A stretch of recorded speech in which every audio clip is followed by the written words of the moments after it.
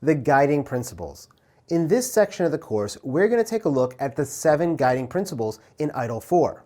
Now, this is important because on the exam, there are 2 exam objectives that are going to cover these 7 guiding principles. The first is to describe the nature, use, and interaction of these 7 guiding principles. And the second objective is to explain the use of these 7 different guiding principles. And this is important because we're not going to have to memorize those guiding principles necessarily or figure out what their definition is, but we're actually going to have to explain and describe, which is a level 2 level of effort inside the exam. So if I give you a scenario and I explain what one of these guiding principles is, you should be able to pick out and say, this guiding principle relates to that scenario. Now, before we go and dig into all of that, we have to go and think about what is a guiding principle. Well, a guiding principle is a recommendation that's going to guide an organization in all circumstances. That's right, guiding principles can be used to guide an organization in their work as they adopt a service management approach and adapt EIDL guidance to their own specific needs and circumstances. This means that all organizations are going to integrate the use of multiple different methods into their overall approach to service management. The way you do service management and the way I do service management might be different, but we both should be based on the same guiding principles because these guiding principles are applied universally to every initiative out there.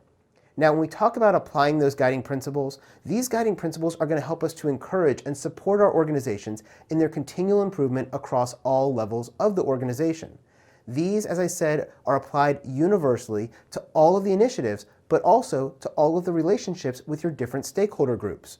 So as we talk about the consumers and the customers and the stakeholders across our organization, all of these people need to be considered when you're thinking about these guiding principles.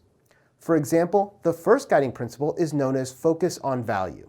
Now, with focus on value, it can and should be applied to all of your relevant stakeholders and respective definitions of value. We're not going to just consider the value for the consumer, but we also want to look at it from the value for the customer. We want to look at it for the value for the service provider. All of those different people and stakeholders need to be getting value from whatever the services we're doing. And so that's the way that we look at this stuff, for example, as we're looking at the focus on value principle.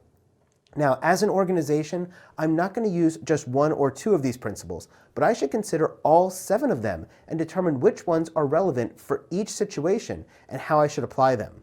Not all of the principles are going to be critical in every situation, but you're probably going to find that 5 or 6 or even 7 of them may apply to your initiative. And so you want to think through each of them kind of like a checklist to make sure you're thinking about your service in a holistic way. As you do this and you review each of them, you have a way to determine whether or not they're appropriate for your service and should it be applied. Now, I mentioned a lot about these guiding principles so far, but I haven't even told you what they are. Well, throughout the rest of this section, we're going to focus on the 7 guiding principles. The first is focus on value. The second is start where you are. The third is progress iteratively and with feedback. The fourth is to collaborate and promote visibility. The fifth is to think and work holistically. The 6th is to keep it simple and practical. And finally, our 7th one is to optimize and automate. So let's get started looking at our 7 guiding principles.